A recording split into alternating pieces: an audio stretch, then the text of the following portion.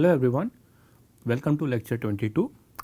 Just to recap, in the last lecture we started discussing about the problems of message authentication and message integrity, where the goal of the receiver is to verify whether the message that is receiving is coming from the right sender or not, and to detect whether the message that is received by the receiver is indeed the correct message or not.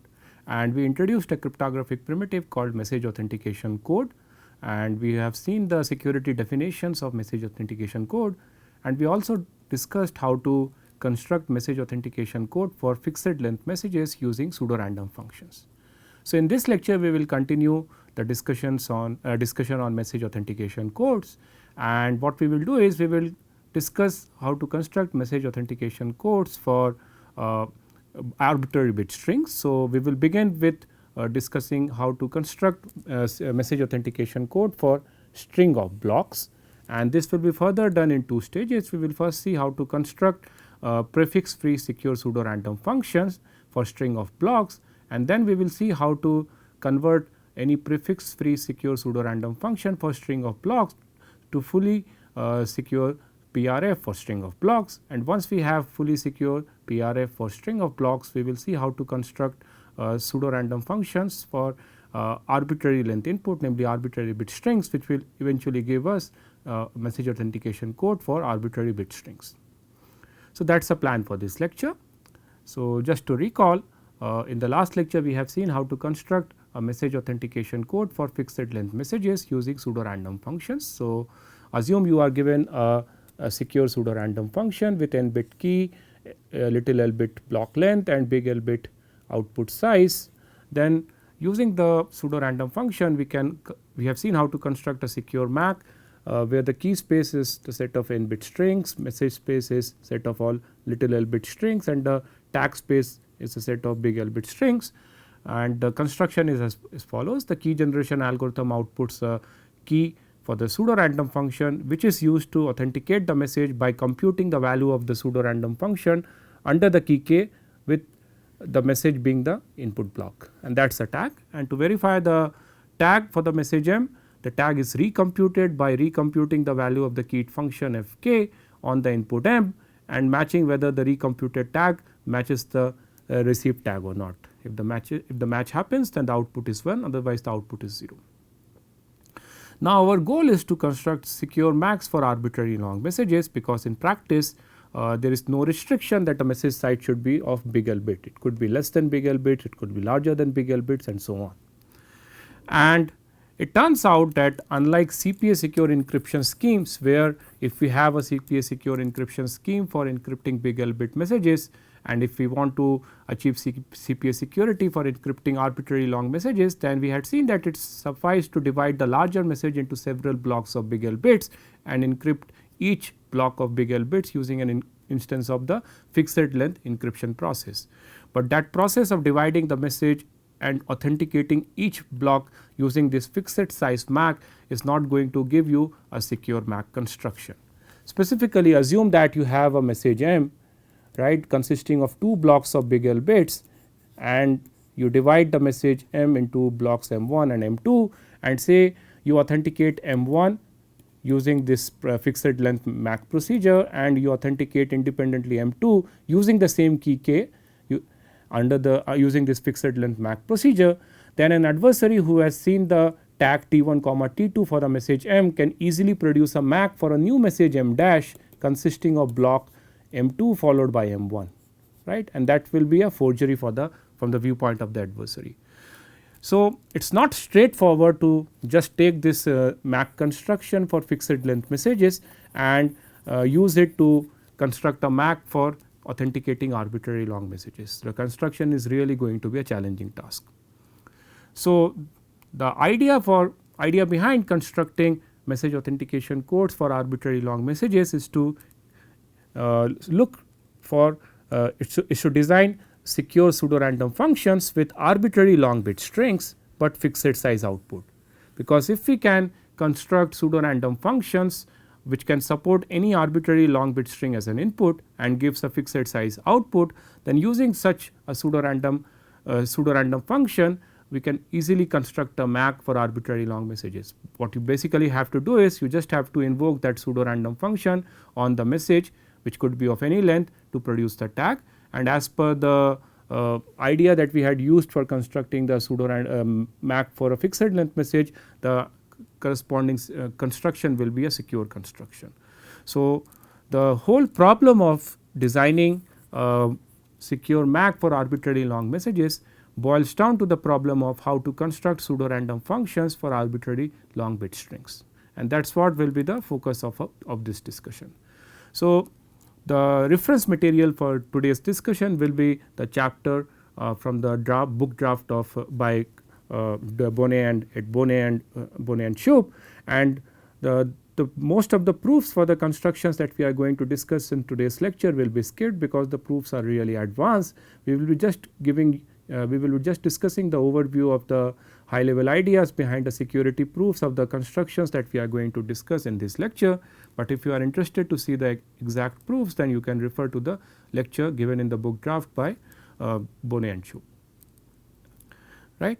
So, let us start with the construction of a PRF for arbitrary size inputs from a PRF with fixed size input.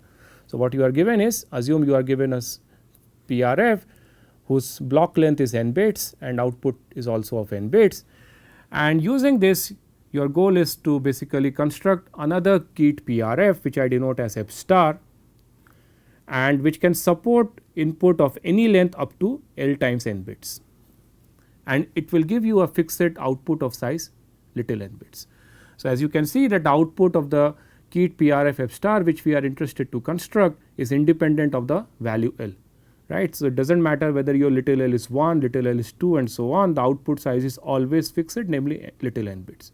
So, our goal is how to construct this F star given the keyed pseudo random function f, and we will do the construction, we will design F star from f using a 3 stage approach. In stage 1, what we will do is we will first construct a PRF which will not be operating on arbitrary length input, but it will be operating on arbitrary sequence of blocks, namely it can compute the output for any number of blocks L up to L number of blocks, where each block will consist of n bit of input, and it always gives you an output of n bit, and we call this PRF as block wise prefix free secure PRF. It will be clear very soon what exactly we mean by the term prefix free secure PRF, but the important thing is that it does not support inputs of arbitrary length, but rather it supports inputs which are actually passed as sequence of several blocks, and it can support inputs consisting of up to L blocks, where each block further consists of n bits of string. So, that is denoted by this notation. That means, each block is of size little n bits and there can be up to little l such blocks. So, the stage 1 will be how to go from this fixed size PRF f to this prefix free secure PRF PF. Then once we have the construction PF, which is block wise prefix free secure PRF, in stage 2 we take this prefix free secure PF and we construct a fully secure PRF, but which is still block wise. That means, it can take inputs consisting of up to little l blocks, where each block is of size little n bits and the output is of size n bits.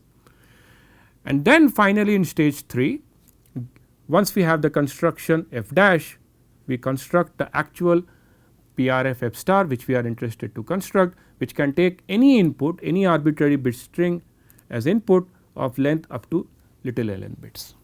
So, remember there, so notice that there is a difference between the notation where this notation and the notation where binary string up to length little l n bits. So, when I say input of the form 0 1 raised to power less than equal to less ln, that means the input is an arbitrary bit string whose length is ln. But when I say that I have an input of this form, that means my input consists of several blocks, namely up to little l blocks, where each block is exactly of size n bits. So, there is a difference between this notation and this notation. So, that is the 3 stage approach that we are going to follow to construct our required PRF f star from the fixed length PRF f. right, and each of the stages is really interesting and subtle, and we will be skipping the proofs. As I said earlier, if you want to see the proof, you can see the chapter on the in the book draft by Bonnet et al.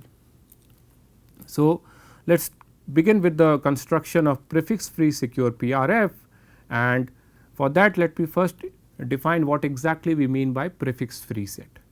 So, a set Q, which is a subset of set of all blocks up to which is a subset of sequence of blocks up to size L blocks, where each block is consisting of n bits, is called a prefix free set if the following conditions hold.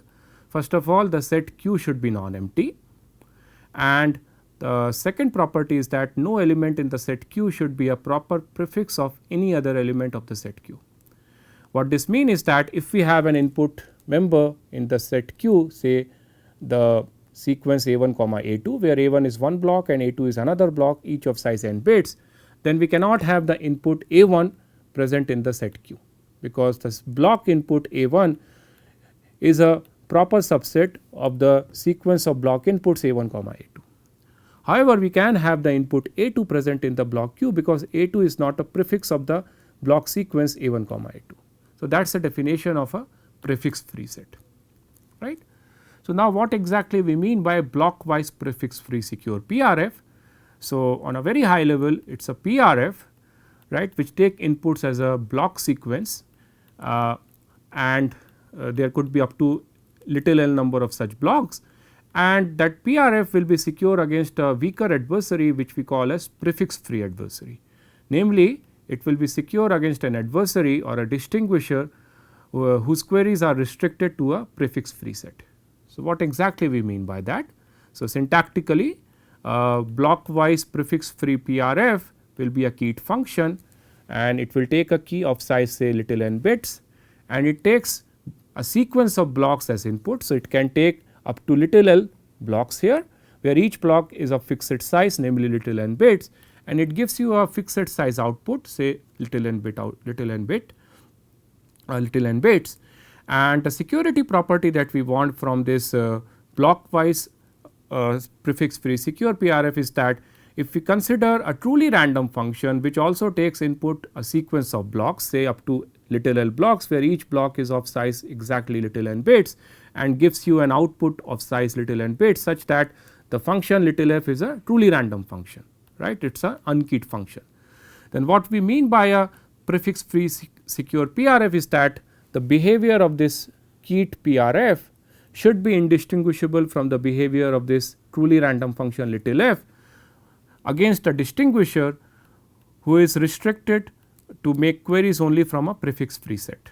That means, this distinguisher cannot ask for the value of the function on block sequence input A1 comma A2 as well as A1. That means, whatever queries this distinguisher is going to ask in the PRF indistinguishability game, if we denote it by Q, then the set Q of queries for the distinguisher should constitute a prefix free set. So, that is why this distinguisher is a weaker distinguisher or a weaker adversary, because in the actual PRF security definition there is absolutely no restriction put on the nature of queries which the distinguisher can ask during the game. It could be a prefix free set, it may not be a prefix free set. But when I say we are designing a prefix free secure PRF, then it will be secure only against an adversary whose queries constitute a prefix free set, right. So, that is the definition of block wise PRF, which is prefix free secure. And now, let us see a candidate construction which we call as CBC prefix free secure PRF, and the construction is as follows. So, we are given a keyed PRF of fixed size input and fixed size output, and using that our goal is to construct a PRF which is a prefix free secure PRF, right, which can take a sequence of blocks as input, say up to little l blocks, each of size n bits, and gives you a fixed size output.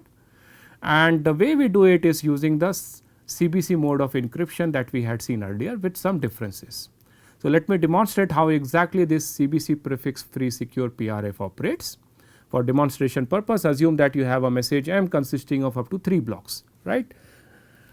Now, to compute the output of the CBC prefix free secure PRF for this input, what we do is the following. Since we have 3 blocks, we need to invoke the fixed size PRF 3 times with the same key k, and the first invocation of the PRF will be M1 will be with M1 as the input, and whatever is the output that serves as the input for the next invocation, where it is XORed with the next block input, namely M2, and the XOR of the M2 and the previous output of the PRF is fed as the block input for the second invocation, and then we continue the chaining process, and finally the outcome of the last invocation of the fixed length PRFF is treated as the output of the prefix free CBC secure PRF for the message M. That is the way this CBC prefix free secure PRF operates. Okay. So, there are certain differences between the CBC PRF that we have designed just now and the CBC mode of encryption that we had discussed in one of our earlier lectures. So, on your left hand side you have the CBC PRF mode, and on your right hand side you have the CBC mode of encryption, right. For comparison purpose, what I am considering is I am considering a message block consisting of 3 blocks and how the output of the prefix free CBC PRF will be computed on that message, and on the right hand side part I have the same message and I am demonstrating how exactly the CBC mode of encryption will be operated on the same message, right.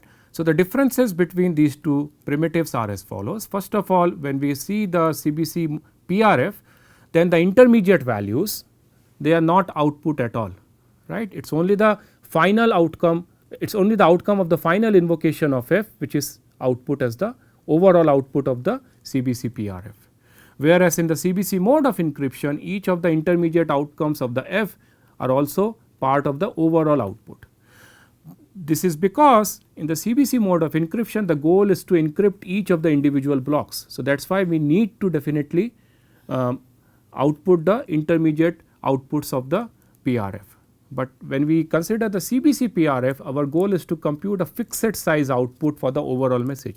So, that is why it is not necessary to output the intermediate output of the intermediate invocations of the PRF. So, that is the first difference. The second difference is that if we consider the CBC PRF, then it uses a fixed IV, namely in the picture there is no IV at all, but you can always imagine that the IV is set to all zeros, which is publicly known. But when it comes to the CBC mode of encryption, then there is an IV and which is randomly selected for each instance of the CBC mode of encryption. So, you can imagine that CBC PRF uses a deterministic IV which is always fixed for every message, but when it comes to the CBC mode of encryption, IV is selected independently for each invocation. So, these are the two differences, and it turns out that if you actually modify the CBC PRF by also outputting the intermediate outputs of the PRF, then the overall PRF is not a secure PRF. Also, instead of using a fixed IV, if you start using a random IV, there is no guarantee that overall the CBC PRF is indeed a prefix free secure PRF, right. So, that is how the CBC PRF operates, and I will not be going into the security proof that why exactly this CBC PRF is indeed a prefix free secure PRF, but let me give you an intuition that why it may become insecure if we do not restrict our adversary from making queries which constitute a prefix free set, right. So, what I am going to do is I am going to demonstrate the insecurity of the CBC prefix free secure PRF against an adversary which can make queries which does not constitute a prefix free set. So, imagine that adversary, there is an adversary which queries for a block input A1 and gets the output Y under an unknown key k which is not known to the attacker, right. So, the way output Y would have been computed is as follows. Since we have only one block, basically we would have evaluated the fixed length PRF F on the input A1 with the key k, and that is how the output Y would be computed. Now, imagine adversary has a new block, a new input consisting of 2 blocks, say block A1 followed by block A2, where A2 is a special block here. A2 is related to the block A1 and the output Y, which is the value of the prefix free PRF on the block input A1. And now let us ask what exactly will be the value of this prefix free CBC PRF on the input A1 comma A2, right. So, this is how the output of the CBC PRF on the input A1 comma A2 will be computed, right. We will have two invocations of the fixed length PRF, we will do the chaining and the final output will be this. Now, what exactly is the outcome of the first invocation of the PRFF here? It is Y, because that is what is this structure, right. So, you can see that if I just focus on this part here, this part is nothing but the computation of the CBC PRF on a different input consisting of just a block A1, and we know that that is nothing but Y. And now this Y is fed is fed as the input for the second invocation, where this Y is XORed with the next block here, and the next block is A1 XOR Y. So, the effect of this Y and Y cancels out, and what basically we are doing here is we are actually invoking the fixed length PRF on the input A1, and adversary already knows that the value of this PRF under the unknown key K, but with the known input A1 is going to give you the output Y. So, adversary already knows that the output of the CBC PRF on the input sequence A1 comma A2 will give you Y if the block A2 satisfies this relationship, and that gives him an advantage or a strategy to distinguish this CBC PRF from a truly random function, right. So, what the adversary basically can do is it can first ask for the function output on the block input A1, and then it can ask for the function output on the block sequence of block inputs A1 comma A2, and it can compare it with Y. If it sees the output of the function input on the sequence A1 comma A2 to be Y, then it knows that it is interacting with a prefix free CBC PRF, and if the output is not Y, that it means that it is interacting with a truly random function, and it can be formally proved that the distinguished advantage of the distinguisher is significant, right. So, that means if we are allowing adversary to query if the set of queries which the adversary can ask does not constitute a prefix free set, then definitely the construction that we have seen now is not secure, right, because in this particular example he is asked to query for A1, and then he is asked to query for also the input A1 comma A2, and clearly A1 is a prefix of the set A1 comma A2. But the definition of prefix free secure PRF is that it is secure only against an adversary who cannot query for both A1 as well as the input sequence A1 comma A2, right. So, that is the basic intuition that why this chaining PRF is a secure against a prefix free adversary. If we do not put that restriction, then definitely it is distinguishable from a truly random function. So, now we have a candidate block wise prefix free secure PRF, and what we do is now we will go to the stage 2, where we will convert this block wise prefix free secure PRF to get a fully secure PRF, where there is no restriction whatsoever on the queries which the distinguisher can make in the PRF indistinguishability game, right. So, you are given this, we have already seen a candidate for this, namely the CBC PRF block wise, and our goal is to construct a fully secure block wise PRF which can take sequence of blocks as input, say up to little l blocks, where each block is of fixed size, say little n bits, and the output is a fixed size output of size little n bits. And there are several approaches for doing this. There are several approaches from going to this prefix free secure PRF to a fully secure PRF, and each approach has a different trade off. So, the first approach is an encrypted CBC PRF, and remaining two approaches are deterministic prefix free encoding and via randomized prefix free encoding.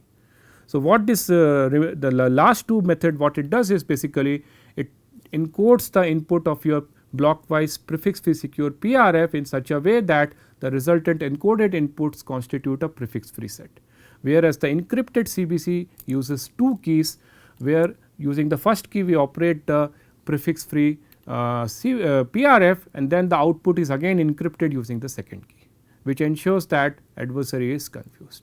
So, let us go deeper into the different approaches. So, let us first see how we construct the block wise prefix free secure CBC to a fully secure CBC using encryption.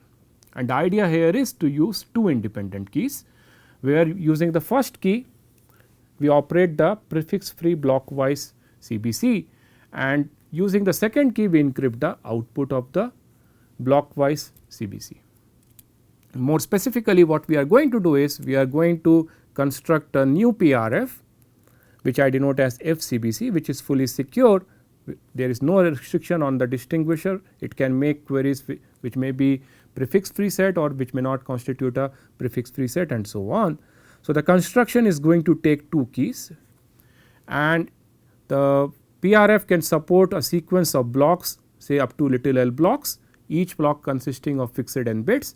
And I stress that here throughout this discussion, this little l is some polynomial function of your security parameter, and the output of this blockwise PRF is going to be of little n bits, right. So, how exactly the operation will happen here? Since the key is of size 2 n bits, we parse it as sequence of 2 blocks of n bits each, and we call the first part of the key to be K1, and with K1 we actually first run the prefix free CBC, right, which operates blockwise, and this will be the output of the prefix free CBC PRF with respect to the key K1. And once we obtain the output, we use the remaining part of the key, which is also of n bits and independent of K1, and we use this key to again encrypt the output that we have obtained from the prefix free CBC PRF, and that will be the overall outcome of this fully secure CBC PRF with respect to the key K1 comma K2, right. So, there are several advantages as well as disadvantages for this blockwise encrypted CBC PRF. The advantage here is that this PRF constitute what we call as a streaming PRF, and which further gives us what we call as a streaming MAC. So, remember our goal is to basically construct PRF supporting arbitrary block size input. Our goal is to construct PRF which can take inputs of arbitrary size. So, right now what we are aiming is we are aiming to construct PRFs which can take sequence of blocks as input and gives you a fixed size output, and once we have such PRFs we can always use those PRFs to obtain the corresponding secure MACs, namely a MAC which can take inputs, which can take sequence of blocks as input and give you a fixed size stack. So, the advantage of this encrypted CBC PRF is that it constitutes what we call as a streaming MAC. Namely, in this construction the length of the message need not be known in advance, right. That means, imagine a scenario where a sender is continuously sending message packets to the receiver, and it does not know exactly what is going to be the length of the message m. That means, it does not know well in advance up to how many blocks of little n bits will be there in the message m. What it knows is that maximum number of blocks that can be there in the message m is L, where L is publicly known, but apart from that it has no knowledge whatsoever about the exact number of blocks. So, if you see the way this encrypted CBC PRF is operating, the length of the message is not at all useful here. So, as and when new blocks are coming, right, what the sender can do is basically it can compute the corresponding output of the CBC prefix free CBC PRF, and once the message is over, that means once the last block of the message is coming to the sender, it can compute the final invocation of the PRF with respect to the key K2. So, that is why it constitutes what we call as a streaming MAC, because the length of the message need not be known in advance here. The disadvantage in this construction is that we now need to operate with two keys. That means, the overall key for the CBC blockwise PRF actually consists of two independent chunks of n bits each. And we also need an additional PRF invocation, namely the final PRF invocation apart from the number of PRF invocations which we are invoking internally as part of the prefix free CBC PRF.